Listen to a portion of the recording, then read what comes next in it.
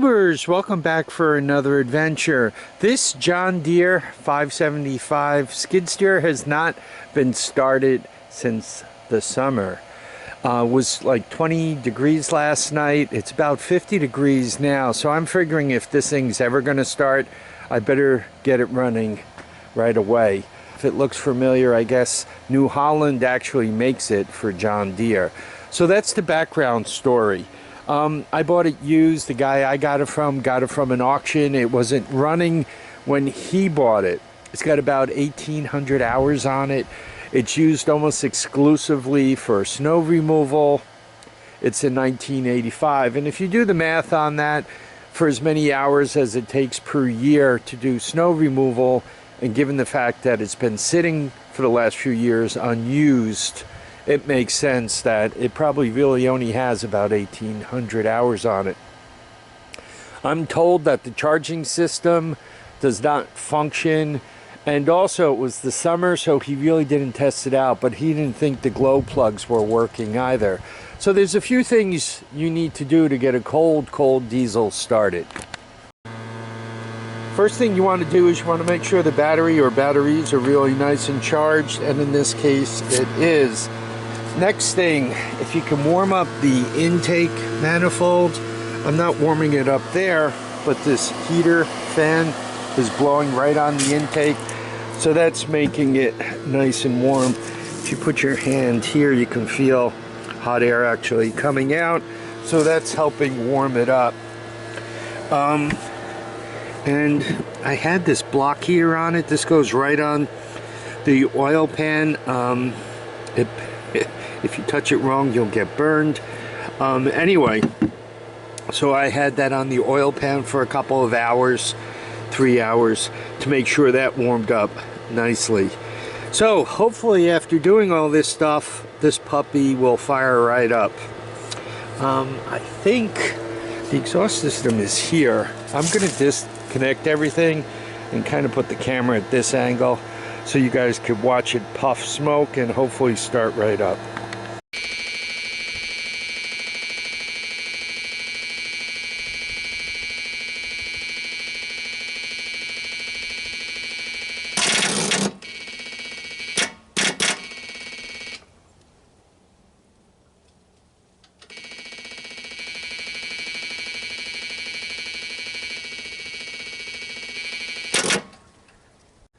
I am not proud of what I had to do to get this thing started.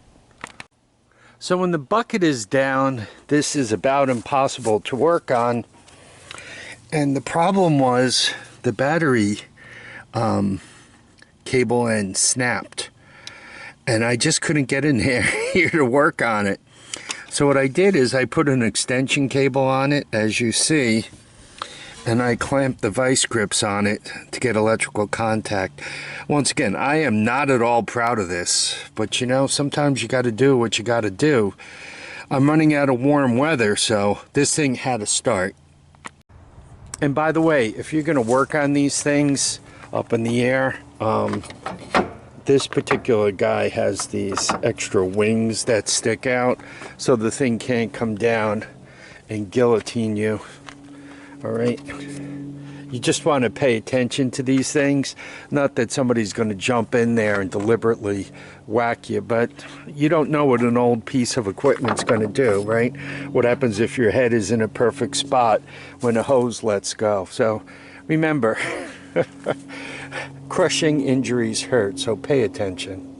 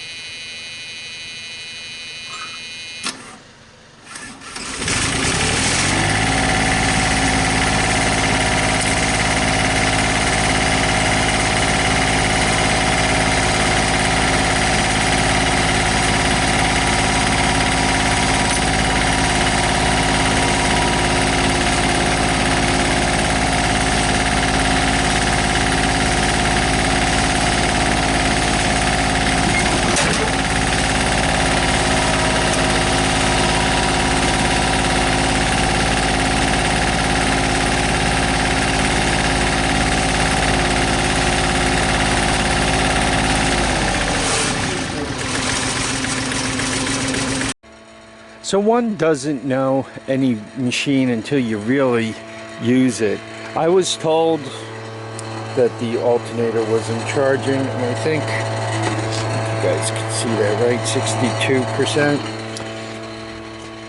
And this machine has a tendency to creep forward if when you stop it. Even if you idle it down, it creeps forward really slowly. And even if you put a board in front of the tire, it just climbs over the board. So I've been shutting the engine down. The bad thing about shutting the engine down is each time you go to start it, you take a little bit more out of the battery. So and everyone knows diesels have a lot of compression, plus I have that extra couple of feet of cable on it because of the lousy splice job I did and all that other stuff. So it has a tendency to warm the cables up. I can see that well. Maybe there you go. Now you can see it. So it like turns over slowly. So I'm charging the battery up, and I think I need to spend some time with this machine before I have any hopes of successfully using it this winter. What I have for my diesel tractor in the garage is I have a heater, a water heater, right in the cooling loop, and I tend to plug that in a couple of hours before I need it. I've also, during the really cold weather, I've also put that that magnetic block heater underneath it. That seems to help. The tractor in the garage, the China diesel as it's well known, has a grid heater in the air filter. So when you put the key to start, you have a hot grid in here so that the air warms up a little bit before it gets pulled into the engine. To ignite diesel fuel, right, you need over 1,000 degrees Fahrenheit. And if you're trying to do that with compression alone, it's pretty hard. And if you're not turning over quickly, you're not compressing the air quickly, and you're not getting that high enough temperature to ignite the diesel fuel. Once the diesel fuel pops off, you get another 2,400 degrees out of it. It's actually burning pretty hot in there. But the thing is, you have to have it hot enough to pop off. So the warmer you could get your engine before you even try, right? Not only the water in the water jacket, the oil, and the air intake, so you're not trying to inhale that real cold air, the better your chances of firing the machine up. So you need batteries and you need heat. Heat for the air, heat for the block, heat for the oil, heat for the water. So in Alaska, you see some of the characters, they get a piece of pipe, ductwork so to speak, and they put the flamethrower flame into it.